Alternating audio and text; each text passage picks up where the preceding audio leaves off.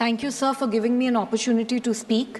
Sir, आज दिल्ली वालों को हिल स्टेशन जाने की ज़रूरत ही नहीं है गर्मियों की छुट्टियों में। सर, दिल्ली में ही 3 बड़े बड़े कूड़े के पहाड़ एमसीडी के सौजन्य से हम सबको मिले हुए। Supplementary sir, I am coming to it. Sir, एक माउंट भलसवा है, एक माउंट गाजीपुर है, एक माउंट ओखला है। सर, वहाँ पे जो लोग रह रहे हैं लैंडफिल साइट्स में, उनकी हालत बहुत ख़राब है। सर, वहाँ पे हर दिन उन्हें बदबू, गंदगी और बीमारियों से जूझना पड़ता है। कभी आग लग जाती है सर, उससे प्रदूषण होता है। सर, मेरी माननीय मंत्री जी से ये रिक्वेस्ट है, मैं उनसे ये जानना चाहती हूँ सर कि क्या कोई भी एमसीडी के द्वारा आपको प्रपोजल दिया गया है कि कैसे इस कूड़े के पहाड़ों से निजात पाई जा सके, और सर अगर प्रपोजल दिया गया है तो उस पर क्या काम हुआ है, और क्या केंद्र सरकार एमसीडी की जिम्मेदारी इस मामले में तय कर सकती है? माननीय सर, दिल्ली सरकार की जिम्मेदारी और दिल्ली सरकार को कहेंगी तो अच्छा होगा। Supplementary 5 Shrimati, supplementary number 5 Shrimati Jaya Bachchan. Thank you sir. सबसे पहले मुझे बड़ा दुख है कि भूपेंद्र जी दूसरे हाउस चले गए। यहाँ रहते थे तो अच्छा लगता था। एनीवे सर, बात यह है कि दिल्ली सरकार जो है वो अभी आपके हाथ में उनका बागडोर है। आप अपनी रिस्पॉन्सिबिलिटी शिफ्ट मत करिए। दूसरी बात, is the government going to do something to move this kind of waste into an area which is not close to human habitat? And ma'am, he's a silent worker. Sorry, sir? He's a silent worker with global impact also. He will take care of your sentiment also, the Honorable Minister. He will do all he can. It doesn't matter whether in this house or that house. आप उनको validate मत करिए। उनका काम जो है is enough validation for all of us. Thank you. We have been his colleagues for many years. Honorable Minister. Sir, मैं आपके माध्यम से सम्मान्य जया जी को कहना चाहता हूं, मैंने अपने प्रश्न के उत्तर के प्रारंभ में भी ये कहा था कि हमने 2016 में रूल्स और रेगुलेशन बनाए, और उसके बाद जैसे जैसे ई वेस्ट से लेकर बाकी चुनौती आई है हमने रेगुलेशन बनाए हैं, लेकिन इसकी जो एग्जीक्यूशन की एजेंसीज हैं वो स्टेट गवर्नमेंट है। हम एनकैप के अंतर्गत पैसा भी प्रदान करते हैं, जिसमें हम वायु प्रदूषण के साथ साथ solid waste management, water pollution के लिए भी हम लोग पैसा देते हैं। चूँकि हमारे देश में संघीय प्रणाली है, केंद्र सरकार के द्वारा पैसा राज्य सरकारों को दिया जाता है, तो ये राज्य सरकारों की जिम्मेदारी होती है। और जहाँ तक दूसरा विषय उन्होंने कहा है कि ये मानवीय बस्तियों के पास में ना हो, इसके लिए हमेशा सिटी का मैनेजमेंट प्लान होता है। और अभी बल्कि केंद्र सरकार ने अपने बजट के माध्यम से भी जो वेस्ट टू वेल्थ के लिए जो बजट अनाउंसमेंट 2030 में भी करी थी, उसमें भी 500 जो है वो नए वेस्ट टू वेल्थ प्लांट बनाए थे, जो विशेष रूप से जो वेस्ट है उसके डिस्पोजल के लिए करा था। मैं आपको ये कहना चाहता हूँ कि हम मानते हैं कि इस चिंताजनक स्थिति में देश में जो म्यूनिसिपल सॉलिड वेस्ट होता है उसका 35% केवल ड्राई वेस्ट है, 45% बायोडिग्रेडेबल वेस्ट है, और जो 20% है वो कंस्ट्रक्शन और डेमोलिशन के कारण आता है। ये जो स्थानीय स्तर पर इसका जो नियोजन है, इसके लिए हम एनकैप का मूवमेंट चलाते हैं, और जो राज्य जिले या जो नगर अच्छा काम करते हैं हम उनको पुरस्कृत भी करते हैं, क्योंकि हम इसमें हेल्दी कंपटीशन चाहते हैं। हमारी सिविक सोसाइटी के लिए स्वच्छ शहर होना, वैलिड जिसको वेस्ट है उसका सही डिस्पोजल होना यह आवश्यक है। हम इसको मानते हैं और राज्यों के साथ सहयोग करके इस पर काम करते हैं। Question number 108 doctor Sumer Singh Solanki. प्रश्न क्रमांक 108। Honourable minister. सभापति महोदय, उत्तर सभा पटल पर रखा गया है। First supplementary doctor Sumer Singh Solanki. माननीय सभापति महोदय, नर्मदे हर। माननीय सभापति महोदय, माननीय मंत्री जी ने जो जवाब दिया है विस्तार से, मैं उसको लेकर माननीय मंत्री जी को धन्यवाद देना चाहता हूँ। वनाच्छादित क्षेत्र 21,762 वर्ग किलोमीटर में बढ़ा है। मैं माननीय प्रधानमंत्री जी को और माननीय मंत्री जी को बधाई भी देता हूं, धन्यवाद भी करता हूं और अभिनंदन भी करता हूं। मैं मध्य प्रदेश के निमाड़ क्षेत्र से आता हूं।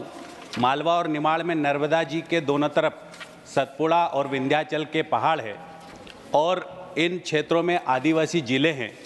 बड़वानी, धार, झाबुआ, अलीराजपुर, खरगोन, खंडवा और बुरहानपुर, यहाँ पर सतपुड़ा के पहाड़ों में वनाच्छादित करने के लिए, हरियाली से वनाच्छादित करने के लिए सरकार कोई योजना पर काम कर रही है क्या? Honourable minister. माननीय सभापति महोदय, जो माननीय सदस्य का प्रश्न है वो प्रश्न नर्मदा जी के जो क्षेत्र का जो एरिया है, उस नर्मदा जी के क्षेत्र में क्या वनों को बढ़ाए जाने के लिए कोई कार्य किया जा रहा है। निश्चित रूप से भारत में ग्रीन इंडिया मिशन के अंतर्गत ये कार्य किया जाता है। नर्मदा जी और उसके आसपास की जो लगभग 30-32 से ज़्यादा नदियां हैं, वो उन्हीं वन क्षेत्रों से निकलती है। वहाँ सघन बनाने के लिए काफ़ी कार्य किया जाता है। दिग्विजय जी को ज़्यादा अनुभव है, वो नर्मदा यात्री भी रहे हैं। Second supplementary doctor Sumer Singh Solanki. Sir, first ही has the right of 2 supplementaries and then. माननीय सभापति महोदय, मैं आपके माध्यम से माननीय मंत्री जी को फिर से धन्यवाद दूंगा कि स्वर्गीय अटल बिहारी वाजपेयी जी की सरकार जब हमारे देश में थी तो करोड़ों आदिवासी भाइयों और बहनों को वनाधिकार के पट्टों का वितरण किया गया। 2006 के अधिनियम के अंतर्गत जो चिन्हित किसान या आदिवासी बंधु या गरीब बंधु बच गए हैं जंगलों में रहने वाले, क्या उनको चिन्हित करके फिर से वनाधिकार के पट्टे देने पर सरकार विचार कर रही है क्या? माननीय मंत्री जी। सभापति महोदय, वनाधिकार के पट्टों के लिए एक निश्चित प्रक्रिया है और वनाधिकार के पट्टों के निस्तारण का काम हम कर रहे हैं। और मैं ये कहना भी चाहूँगा कि मध्य प्रदेश सरकार और छत्तीसगढ़ में जब भारतीय जनता पार्टी की सरकार थी तो इन्होंने भी बहुत उत्कृष्ट दृष्टि से भी इस पर कार्य किया था। Supplementary number 3 Shrimati Renuka Chaudhary. I thank you. I want through you to address the minister to ask. There was a Campa fund that was constituted. Allegedly, it was to help the reforestation. But the policies and the implementation of these funds, sir, बड़े-बड़े पेड़ नाश करके इतना छोटा एक nursery से लाके वहाँ बो देते हैं. Same thing with national highways, where they are chopping down massive trees. And there is the climate change which is impacting us. रोज कहीं बाढ़, रोज कहीं सूखा पड़ जाती है. तो आप ये कैंपा फंड्स का स्टेट वाइज डिटेल्स आप पेश करेंगे और ऑडिट इसका करवा देंगे कि कितने पेड़ पौधे जो रिप्लेसमेंट में डाले हैं वो जिंदा भी है. एंड इसकी क्लाइमेट चेंज के नाते आप इस पे क्या? हाँ? माननीय मंत्री जी। माननीय सभापति महोदय, माननीय रेणुका जी ने आपके माध्यम से एक अच्छा प्रश्न पूछा है। कैंपा की संयोग से आज सुबह 9 बजे की एनुअल जनरल मीटिंग हुई थी। कैंपा के जो 45 प्रोजेक्ट सभी चल रहे हैं उसकी भी समीक्षा की गई थी। पेड़ तो बड़ा कटता है और लगता है तो छोटा ही लगता है, लेकिन बाद में बड़ा होता है। नहीं, माननीय सदस्य, Let him complete. Ma'am, your point is well taken. Let Honorable Minister. Yes, please. Yes. Ma'am, you have asked your supplementary. Let the Honorable Minister speak. Yes. माननीय मंत्री जी। माननीय सभापति महोदय, मैं माननीय रेणुका जी के प्रश्न के पहले दिया है। छोटा पेड़ का अर्थ है मतलब आकार में तो छोटा लगता है, लेकिन जो पेड़ हम लगाते हैं और जो पेड़ हम लगातार लगाने के लिए कहते हैं, हम निश्चित रूप से पीपल, बर्ड, ढाक, आंवला, बहेड़ा, नीम, ये जो बड़े पेड़ हैं जो हमारी नेटिव स्पीशीज़ हैं। और माननीय सभापति महोदय, मैं आपके माध्यम से कहना चाहूँगा, हमने क्षेत्र के अनुसार जिले के हिसाब से इसका वर्गीकरण किया है। और जो एक पेड़ माँ के नाम अभियान हम चला रहे हैं, वो एक पेड़ माँ के नाम अभियान में भी मैंने सभी संसद के मेरे सभी साथियों को पत्र लिखा है और मैंने लोकल स्पीशीज़ क्या है उसकी जानकारी भी उनको उपलब्ध कराई है। मैं आपको भी आज पूरे सदन की तरफ से बधाई देना चाहता हूं कि आपने भी जो 2 दिन पहले एक पेड़ माँ के नाम अभियान के अंतर्गत जो पेड़ लगाया है, हम आपका भी अभिनंदन करना चाहते हैं। Supplementary number 4 Shri Saket Gokhale. Thank you, sir. Sir, this is following up on a conversation that happened in this House about 2-3 days ago with the Honorable Minister dismissing something I asked in a question. So my question is very specific. Will the Minister answer whether it is true that the Supreme Court of India in February 2024 passed an interim order stating that the definition of forest will continue as per its 1996 judgment and not according to the Forest Conservation Amendment Act that was brought by this government last year? And if yes, what was the reason behind the government choosing to change the definition and expand the definition of forest in the Forest Conservation Act amendment which was brought in last year? Honorable Minister. माननीय सभापति महोदय, Number one, is it so? माननीय सभापति महोदय, जो संकेत गोखले जी ने आज जो प्रश्न किया है, उस दिन उन्होंने एक डिफरेंट प्रश्न करा था। जो उस दिन का प्रश्न करा था उसका उत्तर भी मैंने आपको भेज दिया था और मुझे लगता है उनको रिपोर्ट भी मिल गई होगी जिसमें उनका कहना था कि फॉरेस्ट कवर कम हुआ है। उस समय मैंने उत्तर में लिखा था कि जो एफएसआई का असेसमेंट है वो ये शो करता है कि हमारा जो नेट इंक्रीज है वो 1540 किलोमीटर है। दूसरा जो इन्होंने प्रश्न किया है, 1980 का जो फॉरेस्ट कंजर्वेशन एक्ट हमने अमेंड किया है उसकी पिटीशन सुप्रीम कोर्ट में फाइल हुई है। सुप्रीम कोर्ट में 12 दिसंबर 1996 का एक जजमेंट पास हुआ जिसमें उन्होंने कहा forest means dictionary meaning of forest. 1980 के जो फॉरेस्ट कंजर्वेशन एक्ट में डिक्शनरी मीनिंग ऑफ फॉरेस्ट में जो कई विकास की परियोजनाएं रुकी जाती थी, तो 1980 के एक्ट में जो परिवर्तन किया है उसमें क्या फॉरेस्ट नहीं है वो क्लॉजेज हमने डाले हैं, क्योंकि हमारे देश में जब हमारे देश को आज़ादी मिली तो जो फॉरेस्ट जो ये विषय था ये राज्य का कंकरेंट विषय था, राज्य का विषय था।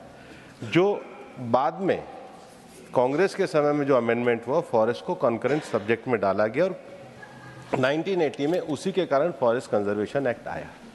मैं आपके सामने ये भी कहना चाहता हूँ कि हमारे देश में अगर हम देखें 1950 से पहले जब फॉरेस्ट कंजर्वेशन एक्ट नहीं आया था और ये कॉन्करेंट सब्जेक्ट में नहीं आया था, तब जो देश में फॉरेस्ट का नुकसान हुआ था लगभग 20% फॉरेस्ट का हुआ था।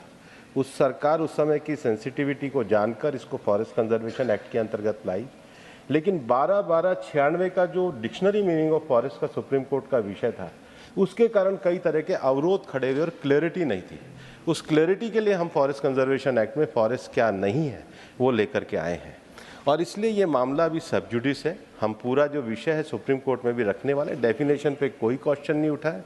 नेचुरली एक्ट कोई चैलेंज होगा तो उसका जवाब सरकार के द्वारा दिया जाएगा, लेकिन आपके माध्यम से मैं ये भी कहना चाहता हूँ कि हमारे देश का जो टोटल फॉरेस्ट एरिया जो कंट्री का है वो 23.5% है, 7.75 करोड़ हेक्टर, और इसमें जो पिछले 10 वर्षों में जो विकास की गतिविधि हुई है कंपनसेटरी अफॉरेस्टेशन के अंतर्गत जो जमीन आई है वो मोर देन 10 लाख हेक्टर है, जो ये बताती है कि सरकार फॉरेस्ट के कंजर्वेशन और प्रिजर्वेशन के लिए पूरी तरीके से प्रतिबद्ध है। Fifth supplementary, Shrimati Ranjeet Ranjan. Ji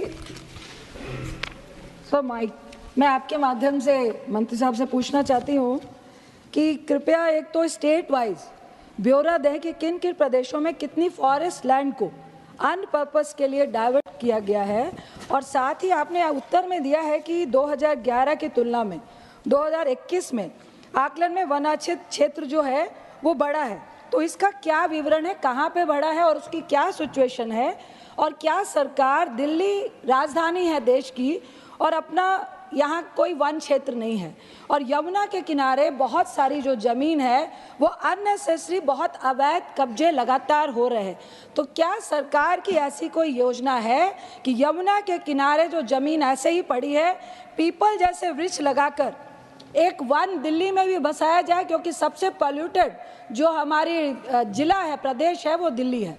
thank you so much.